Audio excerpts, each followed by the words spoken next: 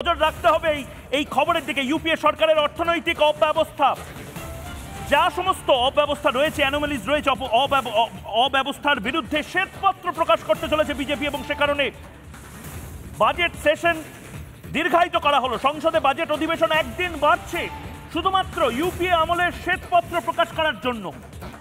এই মুহূর্তের বড় ব্রেকিং নিউজ, ইউপিএ আমলে যে সবকিছু সবাই ধোয়া তুলসী পাতা ছিল না, সমস্ত তথ্য এবার বিজেপি সরকার প্রকাশ করতে চলেছে, এবং সেটা বাজেট অধিবেশনেই প্রকাশ করবে বলে একদিন বাড়ানো হচ্ছে নির্ধারিতভাবে। আমি ঝন্টু বড়াইকের কাছে যেতে চাই। ঝন্টু বড়াইক, আপনার কাছে খুব নির্দিষ্টভাবে একটা প্রশ্ন আমার, এবং সেই প্রশ্নটা এই মুহূর্তে একবার আপনার কাছে যাবো, কিন্তু কেউ পিসিআরকে বলবো যদি কোনো কলার এই মুহূর্তে আমাদের সঙ্গে থাকেন, আমি তার টেলিফোন উনি অনেকক্ষণ হয়তো অপেক্ষা করছেন, কেউ যদি থাকেন অবশ্যই বলতে, আমরা ঝন্টুবাবুকে একটু বিরত করে তারপরে নিয়ে নেব। ঝন্টুদা, খুব নির্দিষ্টভাবে আপৎকালীন মানে কন্টিনজেন্ট ফান্ড, সেই কন্টিনজেন্ট বিল নিয়েও কার্যত উদ্বেগ প্রকাশ করেছেন সিএজি। মানে বলা হচ্ছে এই ধরনের যে ফান্ড, সেগুলো যে কোনো সময় অ্যাবস্ট্রাক্ট কন্টিনজেন্ট বিল, এসি বিলের মাধ্যমে টাকা তোলা হয়, কিন্তু খরচের হিসেব সাধারণত 1 মাসের মধ্যে দিয়ে দেওয়া হয়। এবার 1 মাসটা 60 দিন হতে পারে, এত বছর হয়ে যাচ্ছে, কেন আপৎকালীন টাকা তোলা হয়েছিল, সেই টাকাটা কি হলো, এগুলো জানবে না কেউ? আমি প্রথমেই বলি, দেখো 266-র 1 নম্বর ধারায় ওখানে কনসলিডেটেড ফান্ড নামে একটা কলাম অ্যাড করা হয়েছে, কেন্দ্র এবং রাজ্য উভয়। এই যে আমাদের সংবিধান পড়ে তারা না, ভাড়ারের চাবিটা, সংবিধানটা এত সুন্দরভাবে লিখেছে যে ভাড়ারের চাবিটা শাসক দলের হাতে দেয়নি, বিরোধীদের হাতে দিয়েছে, কারণ যাতে গণতন্ত্রটা বেঁচে থাকে। ভারতবর্ষে, একটু আগে জগন্নাথবাবু বলছিলেন, ভারতবর্ষে এখনো পর্যন্ত স্বাধীনতার 76 বছরেও একটাও নজির কোনো স্টেট গভর্নমেন্ট করতে পারেনি যেখানে বিরোধীদের হাত থেকে কেড়ে নেওয়া হয়েছে। ইভেন কংগ্রেস যেখানে সেন্ট্রালে রিকুইজিট আনেনি, নাম্বারস আনেনি, তারপরেও কিন্তু অধীর চৌধুরী হচ্ছে ভারত সরকারের পার্লামেন্টে কিন্তু পাবলিক অ্যাকাউন্টস কমিটির পদে বসে আছেন, এবং তিনি অডিটে বলেছেন পশ্চিমবঙ্গ সরকারকে মনরেগা এবং অন্যান্য সোশ্যাল সেক্টরে কিন্তু সেন্ট্রাল রিকুইজিট অ্যামাউন্ট দিয়েছে। আমার কথা নয়, অধীরবাবুর কথা, উনিও বিরোধী। এবার প্রশ্নটা হচ্ছে, তুমি দেখবে যে কন্টিনজেন্সি ফান্ড কি, অর্থাৎ ব্যতিক্রমী ফান্ড, এমার্জেন্সিতে যাতে বিভিন্ন আলোচনা না করে কোনো রকমভাবে শিফট করা যায়। ময়ূক, তোমাকে পরিষ্কার বলি, এই সরকার এই যে পাবলিক অ্যাকাউন্টস কমিটি নিজের হাতে রেখে কার্যত কন্টিনজেন্সি ফান্ডের আড়ালে কনসলিডেটেড ফান্ডকে যখন তখন বিধানসভায় এড়িয়ে, বিরোধীদের এড়িয়ে এগুলো খরচা করছে, যথেষ্ট ছাড় করছে। আমরা জানি মিড ডে মিলের টাকা মুখ্যমন্ত্রীর জনসভায় ব্যবহার হয়, বকটুয়ের বিস্ফোরণে যারা নিহত তাদের বাড়িতে দেওয়া হয়েছে। আরেকটা কথা তোমাকে বলি, মুখ্যমন্ত্রী গত পরশুদিন প্রেস স্টেটমেন্ট করে বলেছে সেন্ট্রাল আমাদের মনরেগার 2002-03-এর খরচ চাইছে। ময়ূক, আমি একটা পঞ্চায়েতের আধিকারিক হিসেবে 2003-04 সালে কাজ করেছি, বামফ্রন্টের সময়।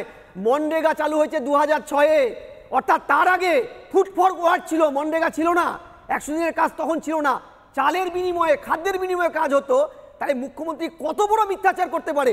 তোমাকে লাস্ট একটা কথা বলি, 164 নম্বর উপধারায় যৌথ দায়িত্বের নিয়ম পরিষ্কার বলা আছে যে অপরাধ যদি কেউ করে থাকে তাহলে কর্মীবর্গ মন্ত্রী ভিজিলেন্সে, যেটার পদে বসে থাকেন রাজ্যের মুখ্যমন্ত্রীও, তিনি ডিরেক্ট দায়ী। অর্থাৎ হেমন্ত সোরেন যদি 2000 সালে কোনো দুর্নীতিতে আজকে জেলে যায়, তাহলে এই রাজ্যের মুখ্যমন্ত্রী এই পুরো ব্যবস্থা, ইকোনমিক অফেন্সগুলো যেটা তিনি কার্যত ইন্ডোর্স করছেন, দায় এড়ানোর চেষ্টা করছেন, না করছেন, নস্যাৎ করছেন, এর জন্য তিনি জেলে যাবেন না কেন? আর উনি তো তিনি তখন পার্লামেন্টে ছিলেন, নিজে জিএসটি আইনের যে কলামটায় সই করেছিলেন, যেখানে পরিষ্কার বলা হচ্ছে যে ইউটিলাইজেশন সার্টিফিকেট, ইউসিআর এবং অ্যাকশন টেকেন রিপোর্ট জমা না দিলে পরের লটের টাকাটা আসে না। 19টি রাজ্যকে বলা হয়েছিল 2023 সালে তারা দিতে পারেনি, দুর্নীতির কথা বলেছেন, আপনি জানেন? আপনি জানেন না তো, আপনি বলবেন, আপনি না জেনে বলছেন। আরে বাবা, আপনি বলবেন তো, না জেনে বলছেন, আমাকে বলতে দিন, হয় বলে বলছেন। আপনি বলতে দিন। 100 দিনের কাজে, আমার কথা আপনি বলছেন কেন? 100 দিনের কাজে ইউপি কত টাকা দুর্নীতি করেছে জানেন? এই 19টি সেন্ট্রাল গভর্নমেন্টের রিপোর্ট অনুযায়ী 100 দিনের সব থেকে দুর্নীতি হয়েছে ইউপি সরকার দেয়নি।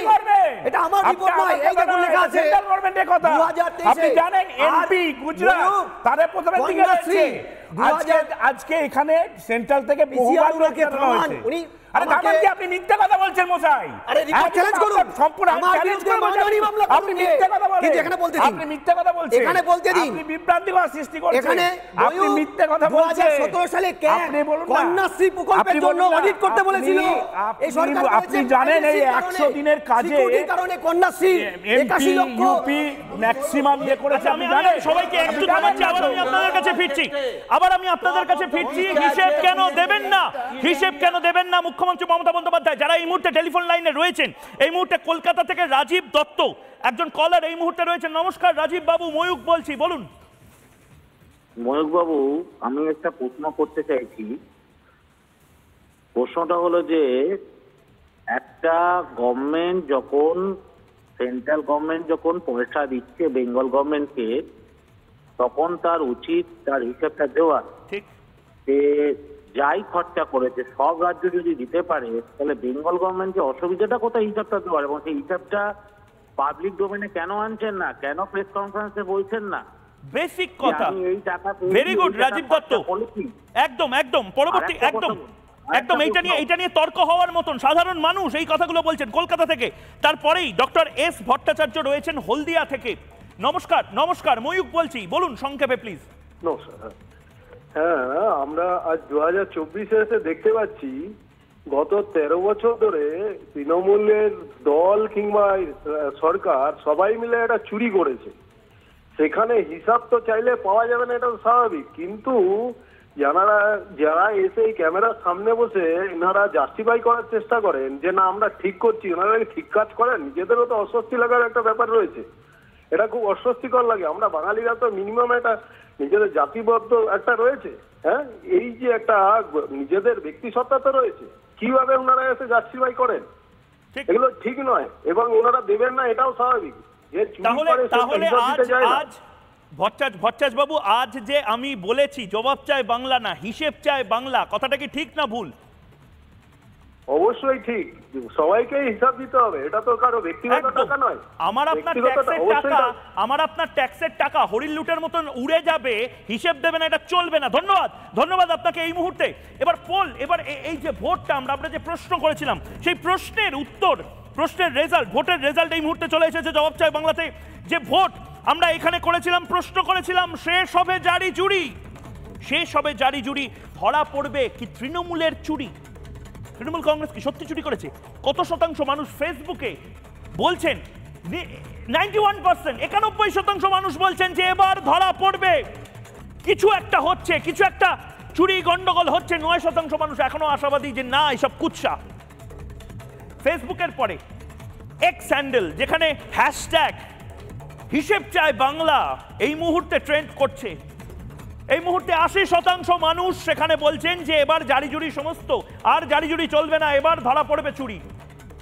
20% মানুষ কনফিডেন্ট যে কোনো চুরি হয়নি, কিচ্ছু হয়নি। তৃণমূল কংগ্রেসের এই যে দাবিটা বিরোধীদের, এটা আমি বলছি না, বাংলার বিরোধীরা বলছেন। ইউটিউবে বিরোধীরা জিতছেন না, তৃণমূল কংগ্রেসের সমর্থকেরা জিতছেন। 92% মানুষ এই মুহূর্তে ইউটিউবে যারা দেখছেন তারা বলছেন যে জারি চুরি খতম, এবার ধরা পড়বে যারা চুরি করছে। 8% মানুষ এখনো আশাবাদী, তারা শাসক দলের সমর্থক হয়ে তারা বলছেন যে না, সমস্ত কিছু কুৎসা।